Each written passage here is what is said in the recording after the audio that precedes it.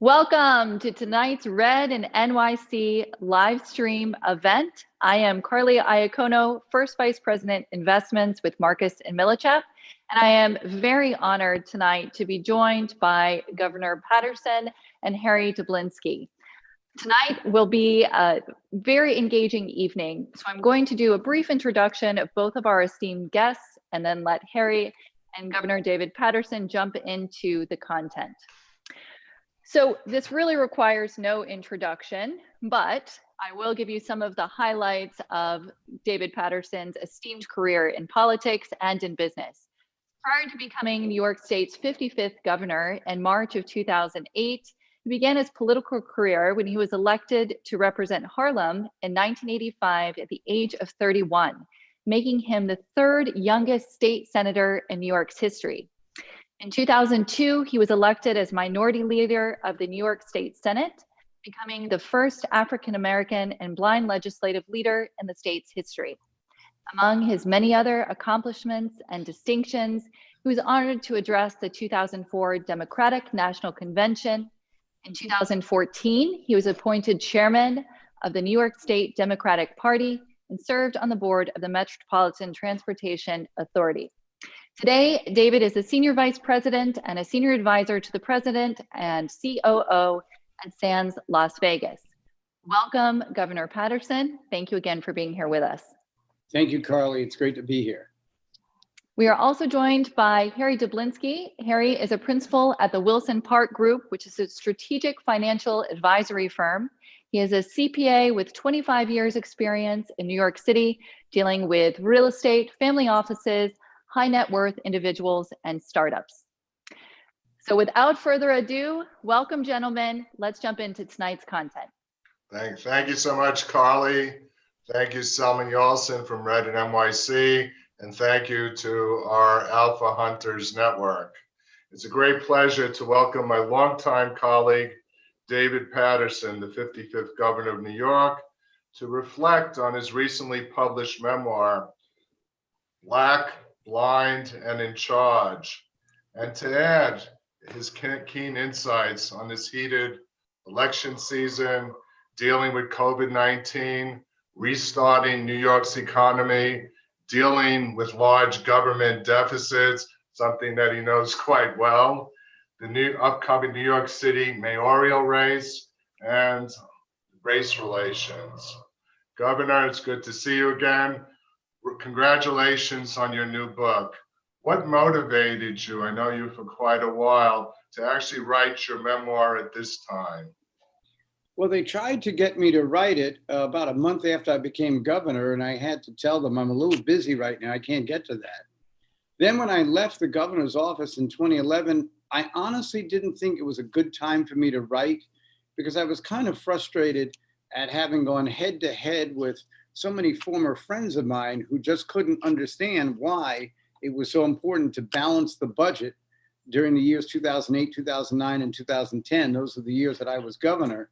And now 10 years later, everybody tells me, you did the right thing. We were behind you. Well, I didn't see too many people behind me at the time, but I was relieved to hear that had we not closed the $40 billion deficit that the state had over those 3 years, and then an additional $10.2 billion was closed by Governor Andrew Cuomo his first year. And then ever since then, New York has had the lowest tax rate than it's had since 1952. So we're pretty happy that we were able to do that.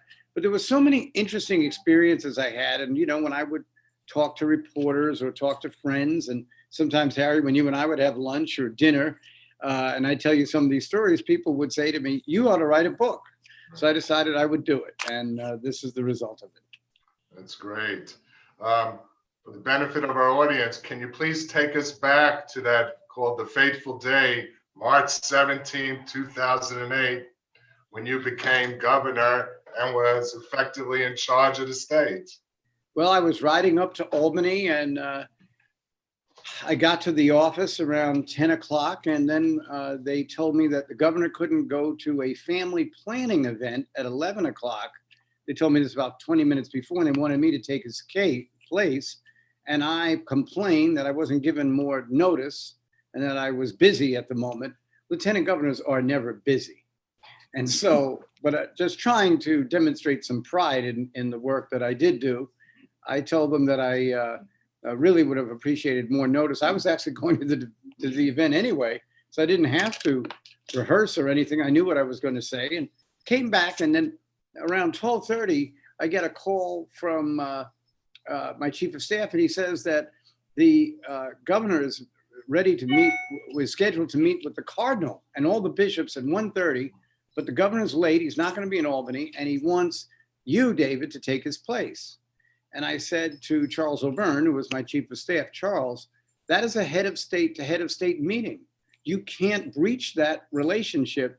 That would be as if the Queen of England came to Washington to see President Bush, and the president's a little busy, so he sends Dick Cheney. And so I said, although in that case, it might have been appropriate in that case, since Cheney, I thought, was running the government. In this case, it would not be appropriate. And they're still trying to get me to take this meeting.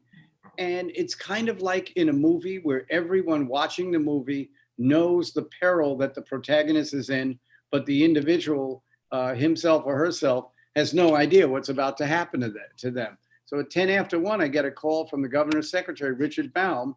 He's whispering because he's in the governor's bathroom in his Fifth Avenue apartment, and tells me that the governor has been caught in sort of a prostitution string, and he will be having to resign. So I asked Mr. Baum, when will he be resigning? He said it's at about 2:15. I said, well, what time is it now? He said 1:15. So I thought, wow, I have a whole hour to set up a transition team and create a new staff and come up with new policies. And so it was pretty shocking. Fortunately for me, the governor's wife forbid him to resign that particular day. She was not really able at that point to really recognize that there was no future for him. And that extra couple of days before the actual resignation gave me a chance to at least compose some remarks that we later called my inauguration speech. That's great. And who were some of the politicians that you would say were the most supportive of this transition effort? I would say every single senator and assembly member in Albany. When I was introduced as the new governor on March 17th, 2008, there was a crescendo. And I would love to tell you, Harry, it's because of the great work I did or my lovely personality. But half of it was that I had worked with all of these people for nearly 21 years at that point, but also they all had individual difficulties with the governor. So it was a combination of, oh, we know David Paterson, and ding dong, the witch is dead. Now turning to our, look, we're 5 days away from what many are calling, again, the most important election of our lifetime. Can you please share your perspective on this heated contest and get the major divide that we have in this country?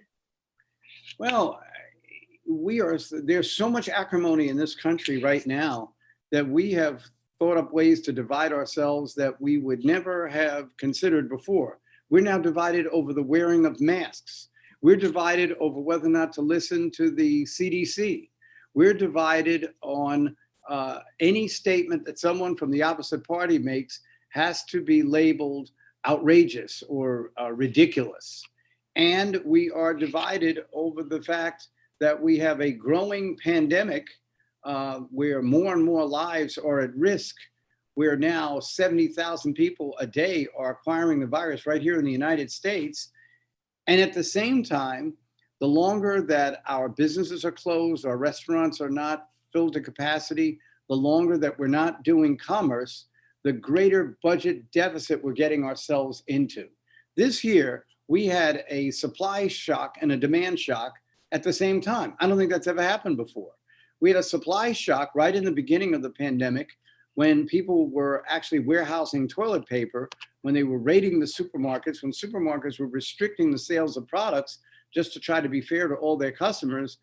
Then we've had a continuing demand shock because people are not leaving their homes, they're working from home, they're not traveling around the city and stopping. No money is being spent on transportation, no money is being spent on any kind of commerce. No one's money is really spent on entertainment values, and it's killing our economy. And I can honestly say that whichever direction you go in, you're going to have to deal with the fallout from the other. Right. Yes. So again, shifting it into COVID-19, during last week's debate, you have the president declaring that the cure can't be worse than the disease. You need to learn how to live with it. Then Joe Biden states, we're about to go into this dark, long winter, and people are not learning how to live with COVID, but tragically are dying with it. How do you start to reconcile these different positions? How do you develop a constructive medium that safeguards physical, mental, and economic health? Well, this may come as a surprise, but the president did something that on some level I understood. He did not want to send the nation into a panic. But by doing so, he wanted to reopen the government on April 12th when they only closed it on the second week of March. And his cure was to do nothing. So in his case, the cure was worse than the disease because the states had to individually start closing down because of the threat to life itself. Now, where I come from, the first value has got to be the preservation of human life. That's why in military, we don't leave soldiers on the field. And that's why in healthcare situations, we don't leave victims on the field. So in that respect, I don't know what he's talking about. What he's saying is that keeping the government closed is hurting the economy. But the reality is we're not closing the government because we feel like it or because it's a democratic policy.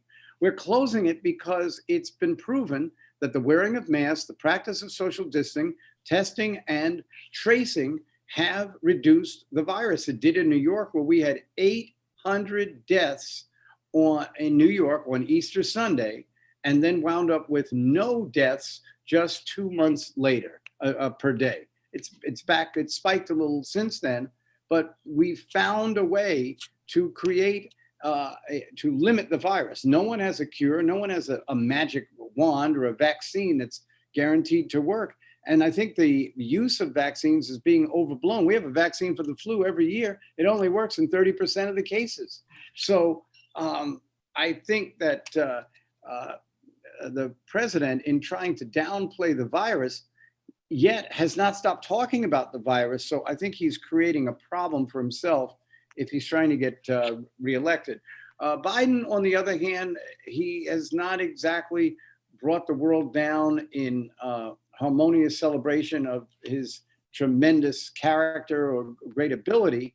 But like a lot of other candidates, such as George Pataki, who ran for governor of New York in 1994, and George Herbert Walker Bush, who ran for president in 1988, sometimes all you have to do is stand there and let the other person beat themselves. I have no idea who's going to win this race. I do not believe that Biden is a sure shot. I think it's going to be very close. And in a matter of, after today, 4 days, we're going to find out who that new president will be. Right. And just talking about New York State, New York leadership, how do you rate and contrast the performance of Governor Cuomo and Mayor de Blasio during this crisis? Well, I thought Governor Cuomo was dynamic. He was articulate. He took the stage 112 days in a row. He not only covered the issues of healthcare, he had to lecture the federal government on the 10th Amendment to the Constitution. He talked to families about how they should interact with each other and his family. With him on, who needed Dr. Phil? They could have given him the whole time off. While Governor Cuomo was speaking to us for over an hour every day for 112 days. Mayor de Blasio, I think, certainly has tried to make a difference, but there have been certain points this year when he defended the police after they were attacked in some of the rioting after the killing of George Floyd. The mayor made some very strong statements and was attacked from the further left of his own party. These are times when you're a leader that you have to stake out a position and stick to it. You can't back away and start talking about defunding the police because people criticize that you defended the police. And I thought he really lost a lot of ground, even with the number of people who support him by doing that. So my feeling is that Governor Cuomo distinguished himself in the next few years, I think we'll feel what that distinguished quality may produce. And I think Governor Murphy of New Jersey did a good job, but there were a lot of elected officials who I thought could have comported themselves a little better during this virus and this epidemic.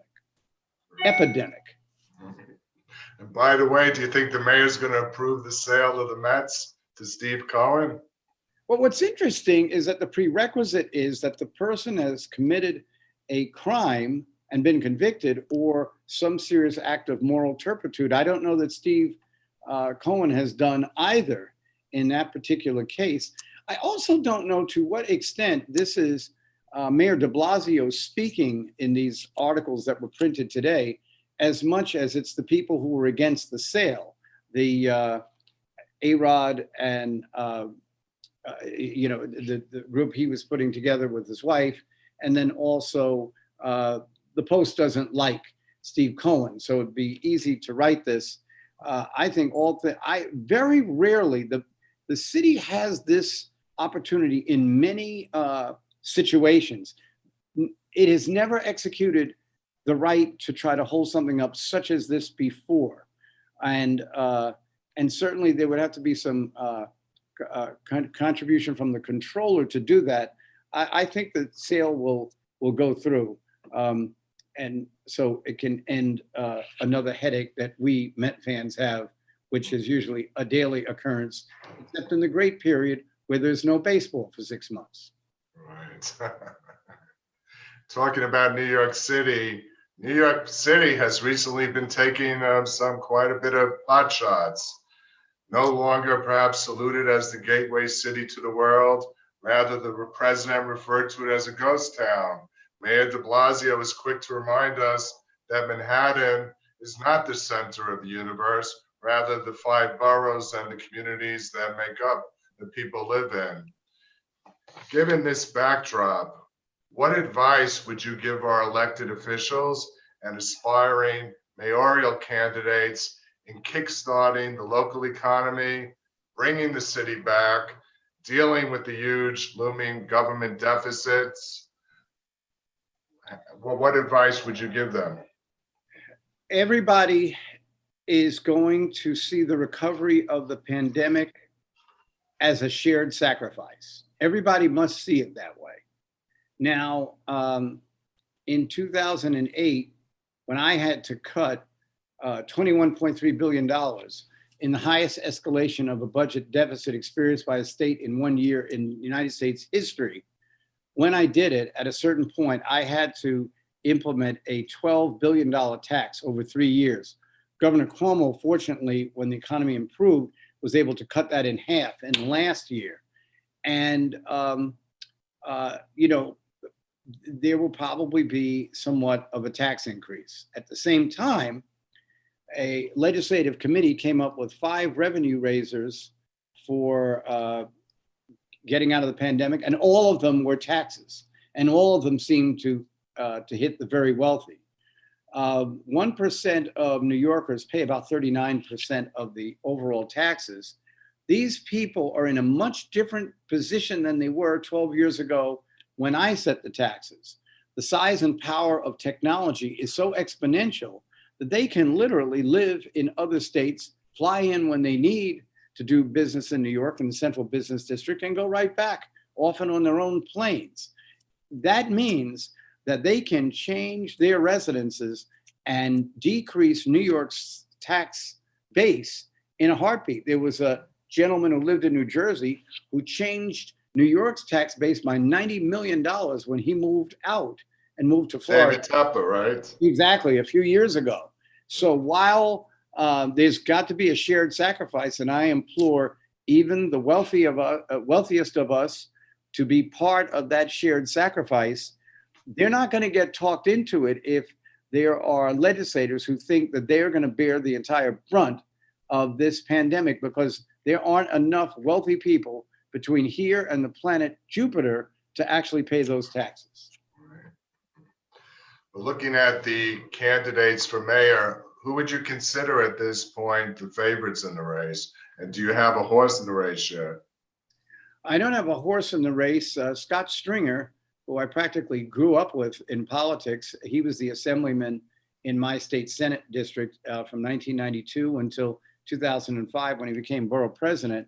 I would see him as a little bit of a front runner because he doesn't have very much competition in the group that he's seeking votes from.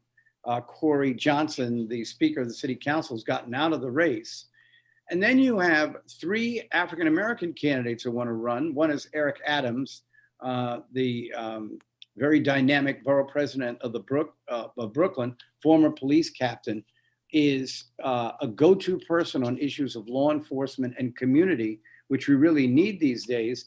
But Eric will have a challenge within the Black community from Maya Wiley, who was counsel to the mayor, Patrick Gaspar, who was the national political director for President Obama, is her campaign manager. He's very close to the unions, Union Local 1199, Union Local 420, the Teachers Union, the Transport Workers Union. This is where most of the votes come from.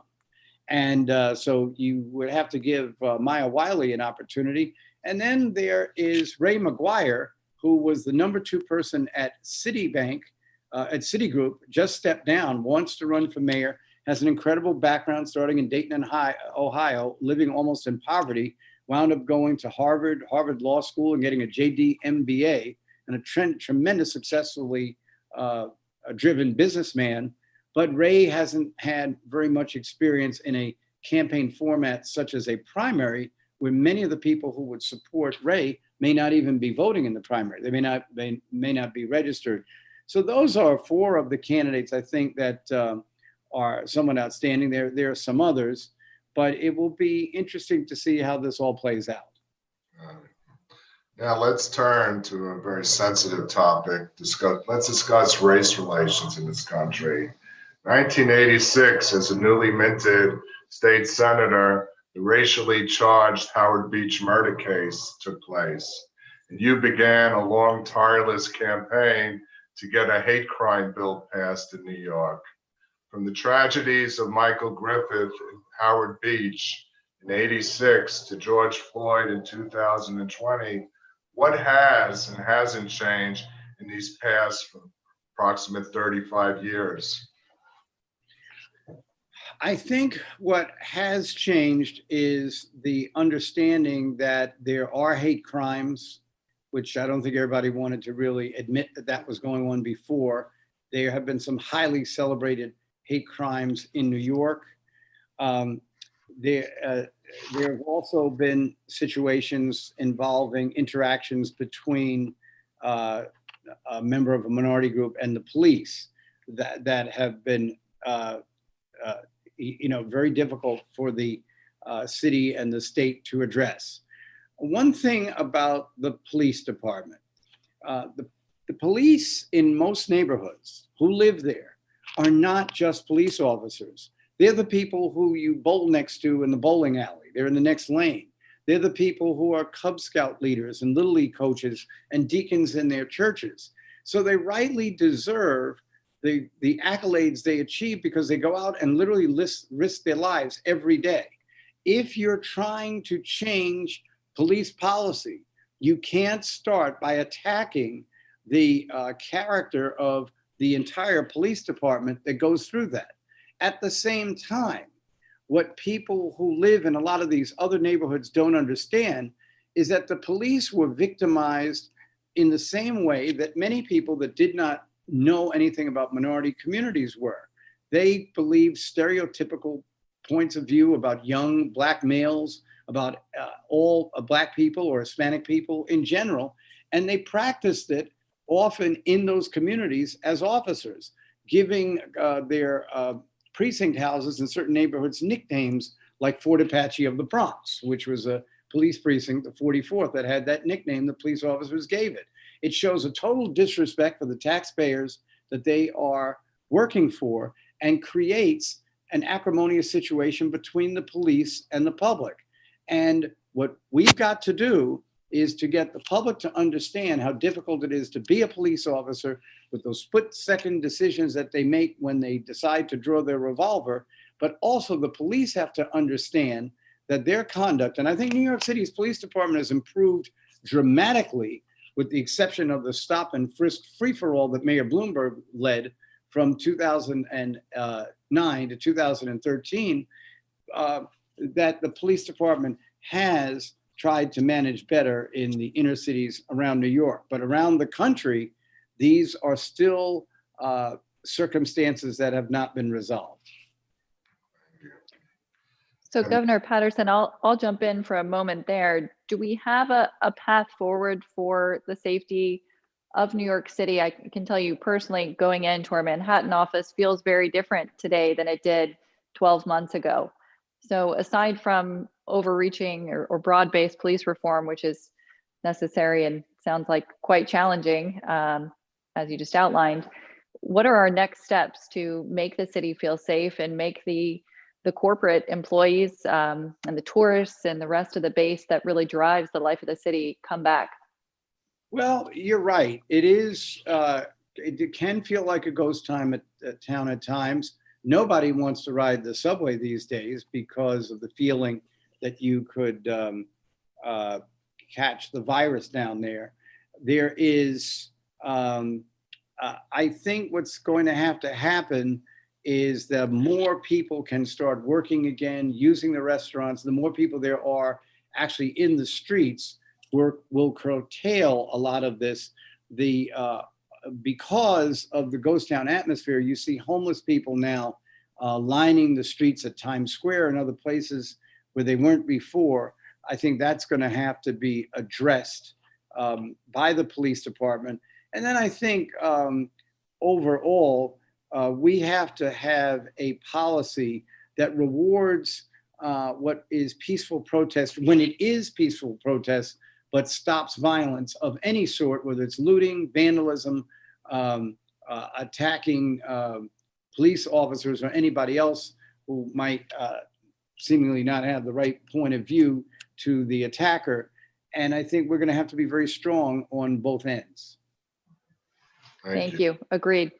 I have one question. We have a large business audience that have joined us today. And I just wonder, what message, Governor, would you want to send to the business owners, the real estate owners, dealing with these COVID-imposed restrictions, which have devastated the restaurants, the hotels, and this already compounded by the repercussions of bail reform, the rent regulation reforms that were put into place, the higher taxes, and the SALT limitations. Like, could you give some encouragement to the owners that, you got to stay the course, and what is the light at the end of the tunnel? There was certainly a conduct in the bail system that was causing some people to be held, in one case, 2 years without getting a trial, and that poor young man committed suicide. That was the incident that inspired the Bail Reform Act. What happens sometimes when you have the same party having two majorities in the legislature is that the reform goes further than it actually should have. Now you have situations where people got arrested 6 times in a week and walked literally into the courthouse and right back out. They were probably in and out faster than the judges were. And there's going to have to be some presumptive legislation that pulls back on just this sort of situation we have now, where we're just throwing the doors open and allowing people to leave on bail when many of them still constitute a threat to society.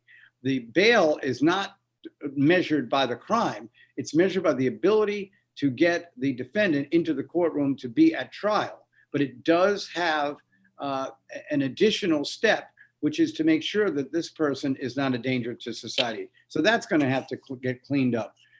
The rent regulation reform was probably fine at the time that it was implemented earlier in the year. But what we're going to have now, if we don't watch it, is nobody's paying rent. So the landlords can't pay the banks. And when the landlords can't pay the banks eventually are going to go under. It's like that old adage: if you owe the bank $100, that's your problem. If you owe the bank $100 million, that's the bank's problem. And we are going to shake our economy to the core. If the banks start going down as they did in 2008, we're going to have widespread unemployment that really could go up to numbers rivaling the Great Depression. So we're going to have to gamble that we can put another stimulus package together to help these businesses and developers survive, because they're going to provide the broad tax base that we all are able to live off of. Thank you, Governor. Before I turn it over to Carly for final remarks, I encourage all our viewers to go out and buy the governor's book, Black, Blind, in Charge. It's a very good, informative read, and it gives you really a history lesson over the course of his storied career. With that, thank you, Governor. And Carly, wrap it up for us. Thank you, both of you, for sharing your thoughts. And yes, we have the link to purchase the book in the comment section below. So please click on that, make sure you read it. Fascinating information about the life and history of Governor Paterson.